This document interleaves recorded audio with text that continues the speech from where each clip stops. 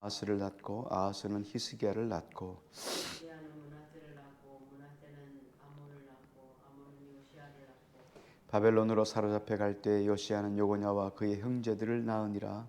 바벨론으로 잡혀간 후에 요고냐는 스알디엘을 낳고 스알디엘은 스룹바벨을 낳고 스룹바벨은 아비웃을 낳고 아비웃은 엘리야김을 낳고 엘리야김은 아소르를 낳고 아소르는 사독을 낳고 사독은 아킴을 낳고 아킴은 엘리웃을 낳고 엘리웃은 엘르아사를 낳고 엘르아사는 mat단을 낳고 mat단은 야곱을 낳고 야곱은 마리아의 마리아 남편 남편 요셉을 요셉을 낳았으니 낳았으니 마리아에게서 그리스도라 칭하는 예수가 나시니라. 같이요. 그런즉 모든 대수가 아브라함부터 다윗까지 연례되어 다윗부터 바벨론으로 사로잡혀 갈 때까지 연례되어 바벨론으로 사로잡혀 간 후부터 그리스도까지 연례되더라. 아멘.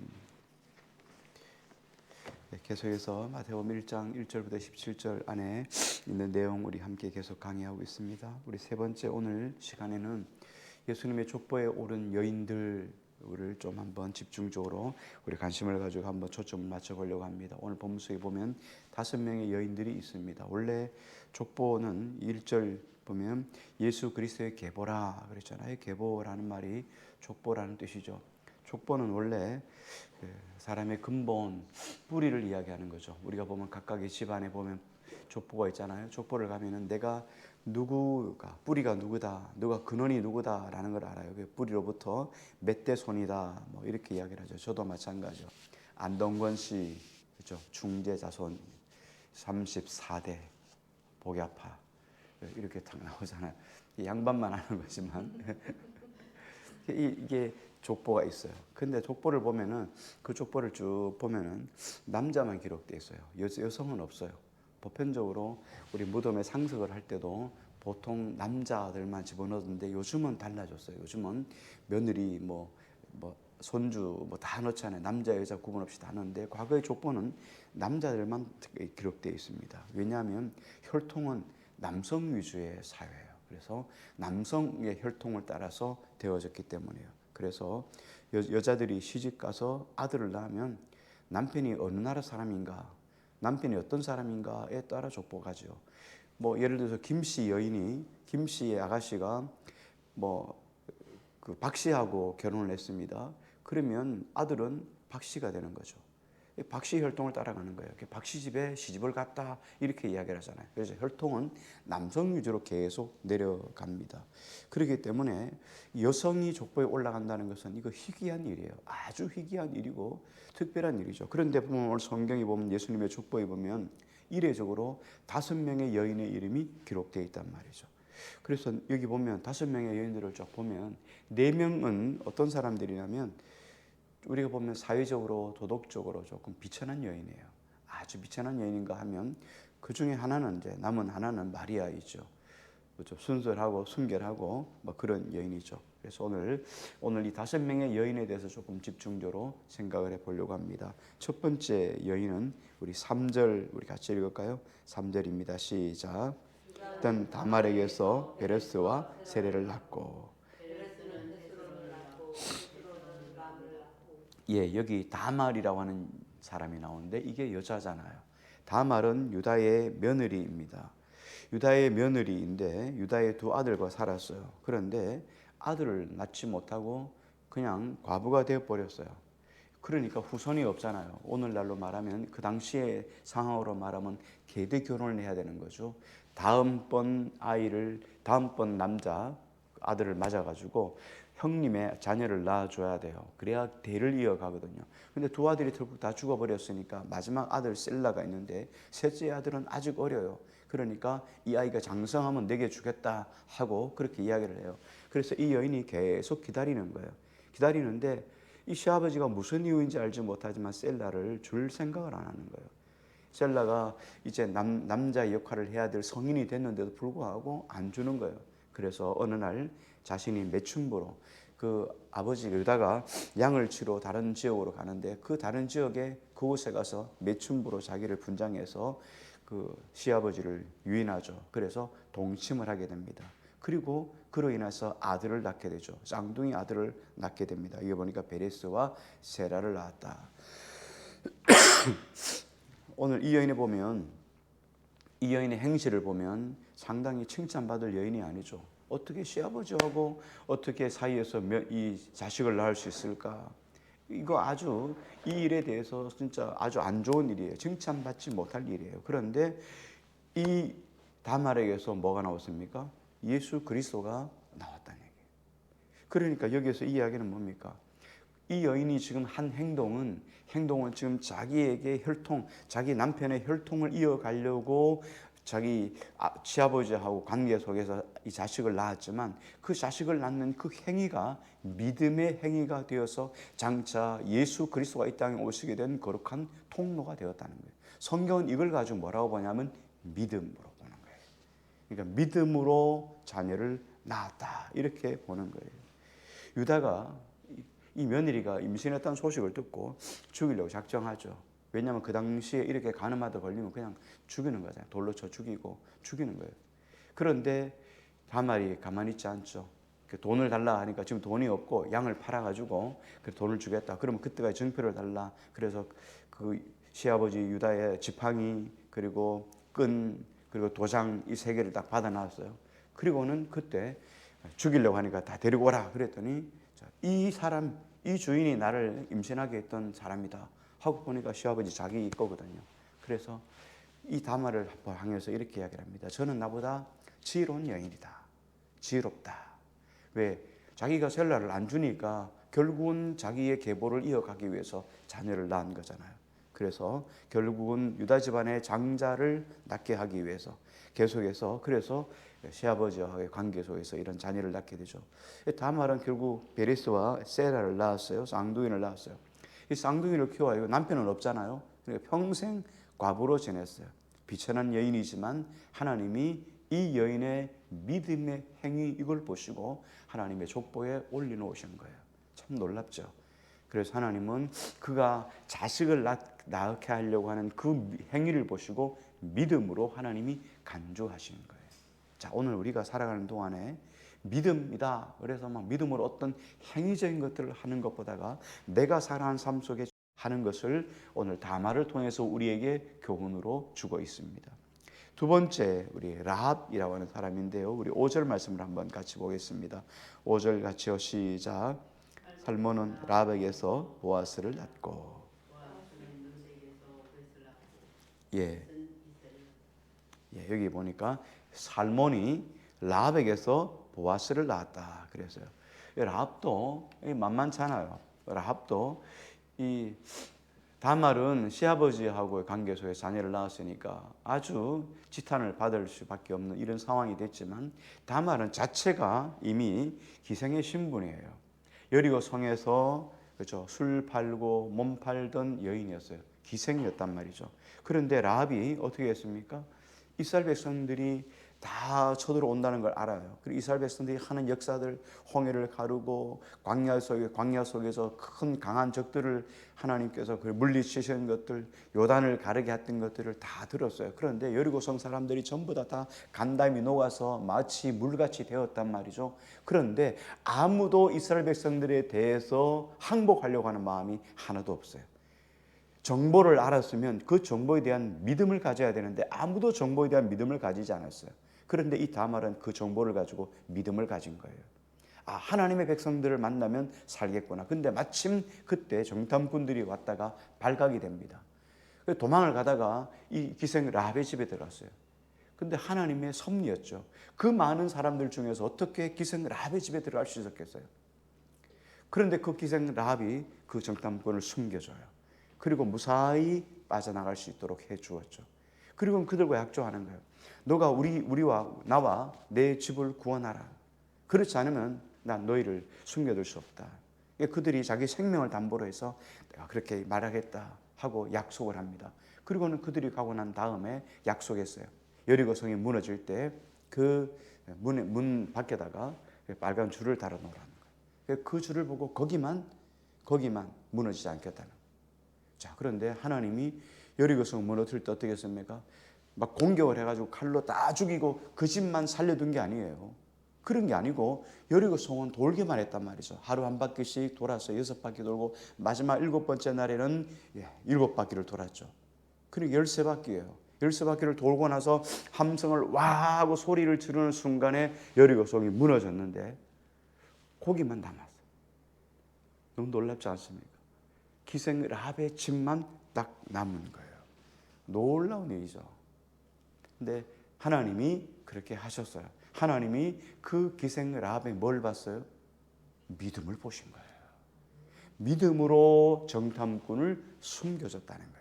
자, 하나님의 나라는 이렇게 신분이나 뭐 성격이나 성품이나 이런 거 하나님 하나도 보시잖아요. 하나님 보시는 것은 오직 믿음 하나만 보시는 거예요.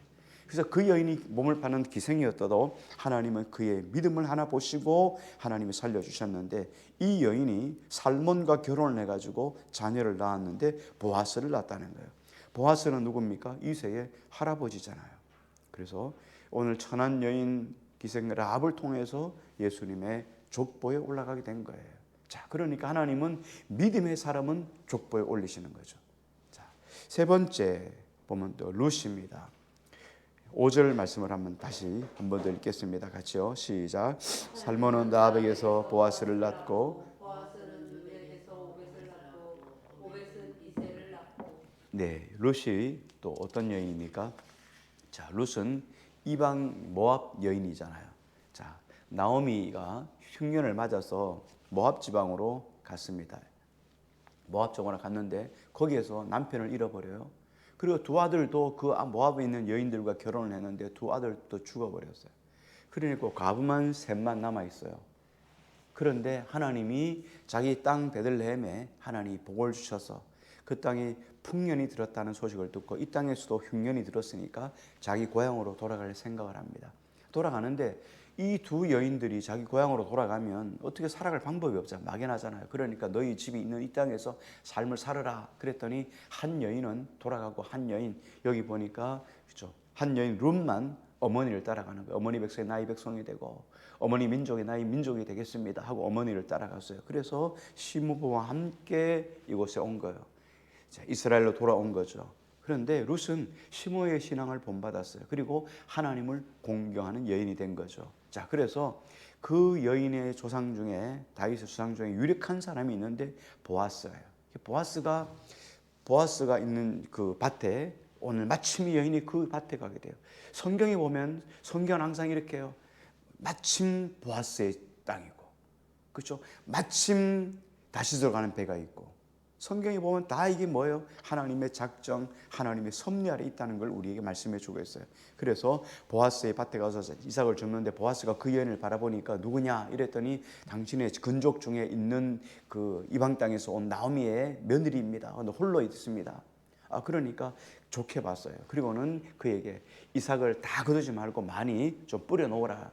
그래 막 뿌려가지고 막 많이 거뒀어요. 보통 한 하루 종일 해봐야 보통 뭐 한 마리나 거둘까 말까인데 그날은 막 몇 마리를 거두어 가져온 거예요. 한 번 가져오고 또 가져오고 그런데다가 막 점심도 막 갖다 나눠주고 막 이러니까 얼마나 좋은지 몰라요. 이걸 보고는 나오미가 그렇게 이야기한 거죠. 야, 내 근족이다. 그리고는 작전을 짜가지고 그가 머물고 있는 밭에 가서 거기에 그 다리 곁에 옆에서 잠을 자게 만들죠. 그리고는 이 일이 시작됩니다. 그래서 보아스가 결국은 이 룻을 자기 아내로 맞아들이게 됩니다. 이를 통해서 뭘 낳습니까? 여기 보아스가 아내 되어서 오벳을 낳게 되죠. 오벳이 이새를 낳고 이새는 다윗을 낳았어요. 그래서 룻은 다윗 왕의 뭐가 됩니까? 증조 할머니가 된 거예요. 자, 이것도 놀라운 하나님의 계보예요. 자기가 며느리지만 시어머니가 아무리 믿음이 좋다고 해도 뭐 시어머니의 믿음을 자기가 받을 수 있는 것 아니잖아요. 그런데 그것을 믿음으로 승화시켜서 믿음으로 행했다는 거예요.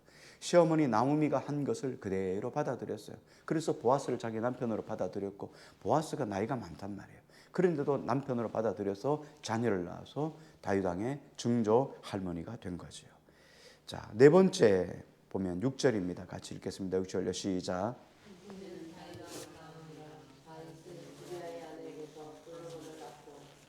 예, 여기 보니까 다윗 왕을 낳으니라. 다윗은 우리아의 아내에게서 솔로몬을 낳았다 그랬습니다. 여기 바세바 나오는데 바세바는 다윗의 신복이었던 우리아의 아내였습니다. 근데 우리아가 전선에 나가 있는 동안에 다윗이 그 목욕하는 여인을 바라보고 그리고는 그 여인을 취해서 자기가 동침을 해버립니다.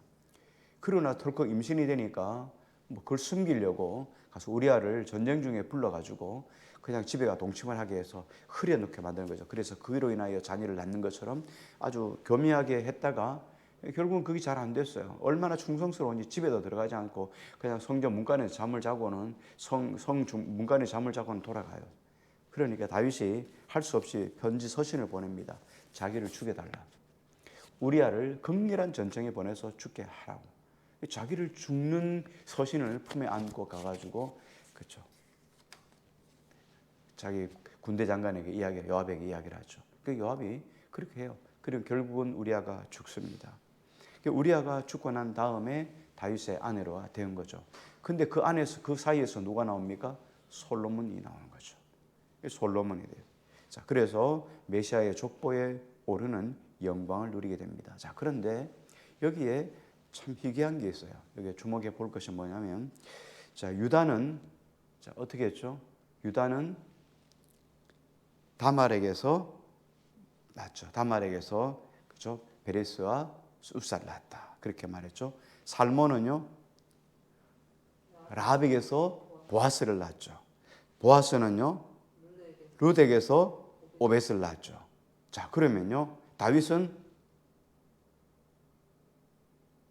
바세바에게서 솔로몬을 낳았다. 이렇게 나와야 되는 거 아니에요? 그렇죠? 그런데 뭐라 나와 있습니까? 우리아의 아내에게서. 그래서 이게 다윗의 행위를 하나님이 드러내는 거예요. 다윗이 이렇게 나쁜 놈이다. 그런데도 불구하고 어떡합니까? 하나님의 계보를 이어갔다라는 것을 설명해 주고 있는 거예요. 바세바라고 하면 우리아가 바세바 마치 우리아와 바세바가 결혼해가지고 이렇게 자녀를 낳은 것처럼 순적하게 하잖아요. 그런데 바세바라고 하는 우리아의 아내 바세바는 올라가 있지만 여기 다윗이 이런 인생이다라는 거예요. 성경은 우리에게 끊임없이 성경이 우리에게 고발하고 증거하는 게 뭐냐면 성경에 있는 인물들이 다 멋진 인물이 아니라는 거예요. 여러분 아브라함이 믿음 좋은 사람이었습니까? 아니죠. 아니었잖아요. 아버지 뭐 조카 뭐 다 땅 다 놔두고 왔는데 아버지 데려가 조카 데리고 왔잖아요. 그렇죠? 그래서 하란에서 또 머물러 있다가 하나님께서 하라고 하신 그 시간이 지나버리잖아요. 그럼 뭐 아브라함, 야곱은 어떻습니까? 야곱은 발목 잡은 자, 도망자 뭐 이런 거 아니잖아요. 그렇죠? 뭐 이삭은 좀 뭐예요? 좀 순전한 것 하지만 이삭도 아버지를 따라서 거짓말 하잖아요. 야곱은 뭐 말할 것도 없고요. 성경에 다윗도 이런 인물이야. 그래서 우리에게 성경에서 말씀하시는 건 뭡니까? 성경에서 우리에게 강조하는 것은 사람은 다 이런 존재라는 거예요. 그런데 누가 위대한 거예요? 그 하나님이 위대한 거예요. 이런 존재를 바꾸어서 하나님의 사람을 써가시는 하나님이 위대한 것이 하나님의 초점이 있어요. 사람 절대 위대하지 않아요. 근데 우리는 자꾸만 어디예요? 사람이 멋지다, 사람이 능력 있다, 사람이 기마이 쓰고 잘한다. 여기에 우리가 가지 보는 거예요. 아니에요. 사람은 별 것 없어요. 그런데 하나님이 우리 안에 들어오면 이런 인생을 하나님 멋지게 사용하시는 거예요. 아, 멋있다. 사람들은 그 외모만, 외적인 것만, 외적인 행위만 보는데 그 안에 계신 하나님을 못 보는 거죠. 근데 우리는 믿음의 사람들은 이걸 봐야 돼요. 아, 다윗이 우리아의 아내를 취했구나. 나쁜 놈. 그렇지만 그 나쁜 놈을 하나님이 믿음의 사람으로 바꾸시는구나. 이게 오늘 여기서 말씀하신 우리아의 아내예요. 다른 사람한테는 기생이라도 그렇죠? 기생이라도 시아버지하고 관계를 가졌어도 그냥 똑같이 이름을 했잖아요. 유다는 다말에게서, 살몬은 라합에게서, 보아스는 룻에게서. 근데 다윗에게만 유독 이렇게 쓴 거예요. 하나님이 살짝 비틀어서 고발을 하고 있는 거죠. 성경은 끊임없이 우리에게 뭘 이야기하고 있습니까? 성경은 하나님의 위대하심을 계속 이야기하고 있는 거예요. 계속 하나님 이야기를 하고 있는 거예요. 근데 우리는 자꾸만 사람에게만 해요. 능력이 있어서, 힘이 있어서, 뭔가 괜찮아서 이렇게 초점을 맞추는 걸 우리는 바꾸셔야 돼요. 그죠? 오직 하나님이 능력이 있으신 거죠. 자, 마지막으로 보면 마리아 봅니다. 16절 한번 같이 읽을게요. 같이요. 시작. 야곱은 마리아의 남편 요셉을 낳았으니 마리아에게서 그리스도라 칭하는 예수가 나시니라. 네, 여기 야곱은 이삭의 아들 야곱이 아니고, 그죠? 여기 보면 이삭의 아들 야곱이 아닙니다. 동명이인입니다. 근데 이름이 뭐 이스라엘 백성들이 우리나라도 마찬가지예요. 철수 이름은 철수가 많잖아요. 안철수도 있고 김철수도 있고 민철수도 있고 많아요. 이스라엘 백성들도 이름이 똑같은 사람이 상당히 많아요. 예수란 이름도 있습니다. 또 다른 곳에 예수란 이름도 있고. 그런데 여기 보면 야곱은 마리아의 남편 요셉을 낳았다. 그렇죠? 마리아가 은혜를 받은 경건한 여인이죠. 마리아에게서 그리스도라 칭하는 예수가 아니라 하나님께서는 이런 경건한 여인 마리아를 통해서 메시아의 육적인 어머니로 살아가도록 섭리해 주셨다는 거예요. 그래서 예수 그리스도가 이 마리아에게서 태어나게 하신 거예요. 그런데 가톨릭에서는 이 마리아를 어떻게 합니까? 아주 신성시하죠. 그래서 마리아를 영원한 동정녀라고 그렇게 주장합니다. 그렇지 않습니다. 예수님을 낳을 때까지는 동정녀였죠. 그렇죠. 성령으로 잉태됐으니까. 그다음 낳고 나서 그다음에 예수님 마리아는 계속 요셉에게서 통해서 계속 아들을 낳았어요. 그죠? 유다도 낳고 계속 낳았어요. 계속 야고보도 낳고 유다도 낳고 낳았어요. 자, 그런데 뭐 가톨릭은 영원한 동정녀라 이야기를 합니다. 그렇게 신성시하는 거죠. 그 다음에는 마리아에게 원죄가 없다라고 이야기합니다. 신성시하다 보니까 막 이런 데까지 간 거예요. 마리아도 인간입니다. 사람입니다. 그리고 마리아가 부활 승천했다라고 가톨릭은 이야기를 합니다. 이것도 아니고요. 그래서 마리아가 중재자가 되어서 마리아에게 기도하면 마리아가 우리 기도를 들어서 하나님께 올려준다. 이렇게 해서 마리아에게 기도를 하잖아요. 마리아 동상을 갖다 놓고 거기에 기도하잖아요. 이거 다 우상이죠. 가톨릭이 하는 건데 마리아는 한 사람이에요. 사람. 인간입니다. 그런데 하나님이 섭리하시고 은혜를 주셔서 메시아의 어머니, 그리스도의 어머니로 이 땅 가운데 통로로 하나님, 사람으로 나셔야 되니까 통로로 하나님이 사용하신 거예요. 그 이상도 아니고 그 이하도 아니에요. 중요한 건 뭡니까? 마리아에게서 예수 그리스도가 나셨다.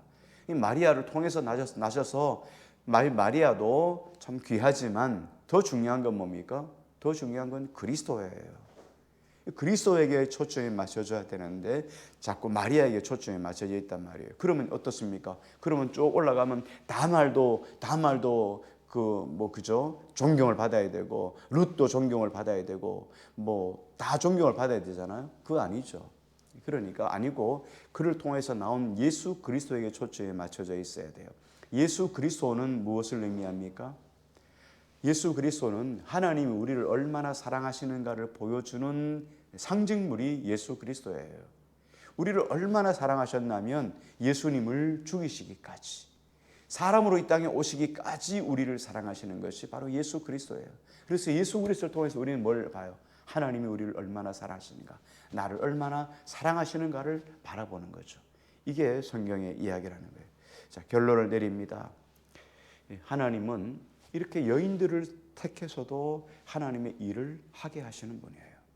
자, 이 사람들이 뭐 환경적으로, 뭐 인물적으로, 도덕적으로 좀 어렵고 타락되고, 뭐 가문도 별로 안 좋고, 인종도 별로 안 좋고, 인격도 아주 지질이 못난 것처럼 보이지만 그럼에도 불구하고 하나님은 하나님의 가장 기쁘신 뜻을 따라서 하나님의 선택에 따라 사람을 들어서 사용하시는 거예요.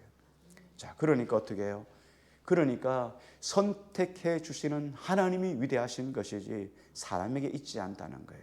마찬가지예요. 오늘 저와 여러분도 하나님이 우리가 똑똑하거나 하나님 잘났거나 힘이 있거나 능력이 있어 하나님 우리를 불러주신 것이 아니라 우리도 똑같이 세상 사람들처럼 죄 많은 인생에 불과한 우리를 하나님이 선택해서 불러주셨다는 것에 감사해야 돼요. 이게 우리가 하나님 앞에 감사해야 될 내용인 거예요. 그러므로 오늘 성경에 올라가 있는 이 5 여인과 같이 우리도 동일한 사람이에요.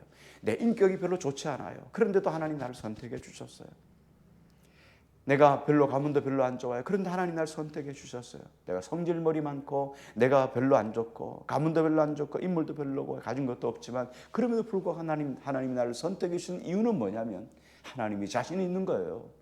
하나님이 자신이 있는 거예요. 왜? 하나님 나를 바꾸어서 하나님이 일꾼 삼아갈 자신이 있으니까 나를 불러주신 거예요. 사람은 안 됩니다. 사람은 잘 못 고쳐요.